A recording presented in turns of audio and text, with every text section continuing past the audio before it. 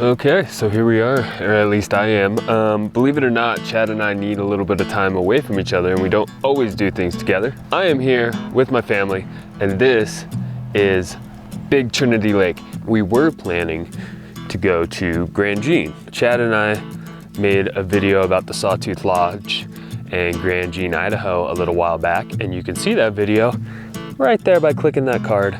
But unfortunately, wildfires started, and so we had to change plans. So this is my plan B, and not a bad plan B.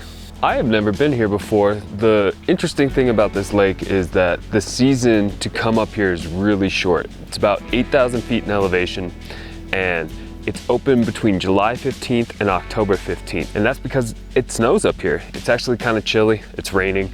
This campground has 17 spots. They're first come, first serve.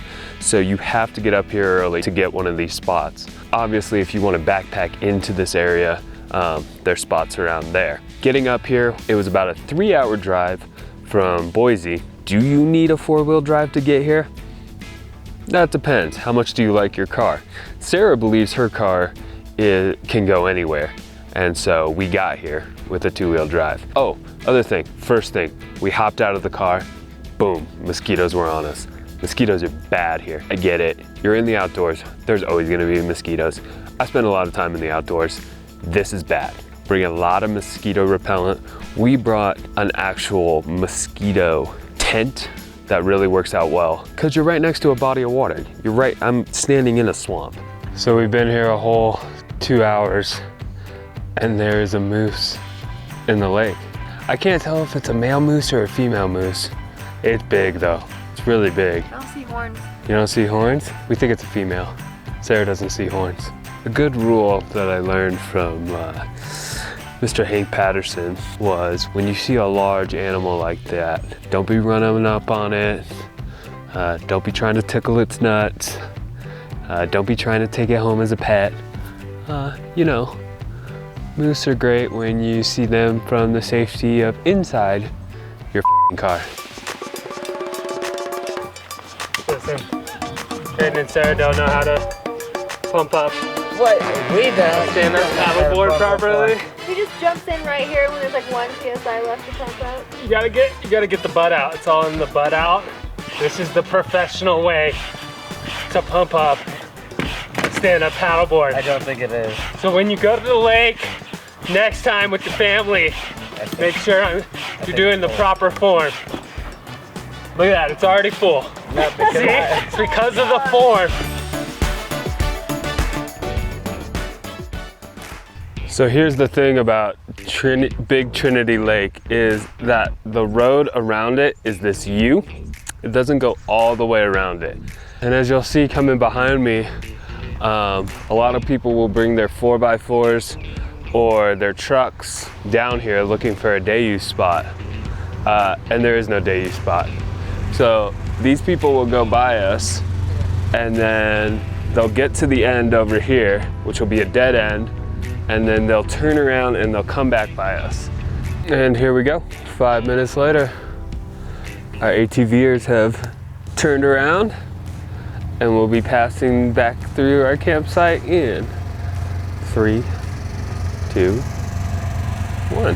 And it's not even noon yet, and these are like the 30th group to do this. I feel like I am camping next to a freeway. Oh! So I think I'm starting to figure this area out a little bit. So when you come into Big Trinity Lake, a lot of people tend to go right to try to find a day use area. And there's not really a day use area over there. There's a sign that says day use parking that connects to a bog that's full of mosquitoes. That's not really worth anything unless you're gonna just quickly park your car and throw an inner tube or a canoe into the lake. What you wanna do is you wanna get in and you wanna go left. And you wanna make it out to this parking lot, okay? This is where the trailheads start. These trailheads go back into the Trinity Mountains, back into the smaller lakes. They also run along the side of the big lake.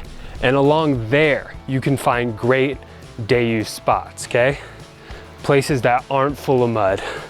There's still gonna be some mosquitoes, but places to fish, places for easy access for your paddleboard and your canoes. And then this is where you start all your hiking back into the Trinity Lakes. And this parking lot's great. A lot of places for you to park. It's got fresh water. It's got a bathroom. So this is where I would start my trip if I didn't already have a campsite.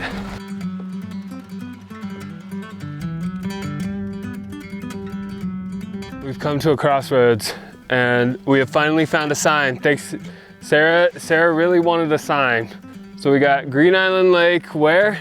Green Island Lake down that path. Fiddle Lake down that path. After much deliberation, we decided on Fiddle Lake. Probably because it was just a good distance, but this is great hiking country and could be great backpacking country as well. So this is why the season for this area is so late in the year. We're here in the end of July and look, yep, that's snow. There's snow on the ground. Now, we have just found this Fiddle Lake. This reminds me of Bloomington Lake, another hidden oasis in southeastern Idaho. And if you want to know more about that, you can see Chad and I's video about Bloomington right there. And I'm guessing that, like Bloomington, this lake is a little bit on the nipply side. So I did bring my shorts, so I might take a dip.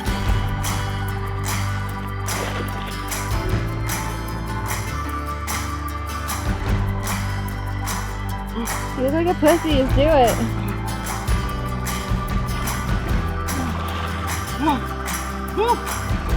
Swim around a little. No, I'm good. No? It's not that warm? It's not that warm. Oh, okay. The Trinity Lake region is just a gorgeous region. It's beautiful, it's nice and cool up here. It's a great place when summer gets too hot to come.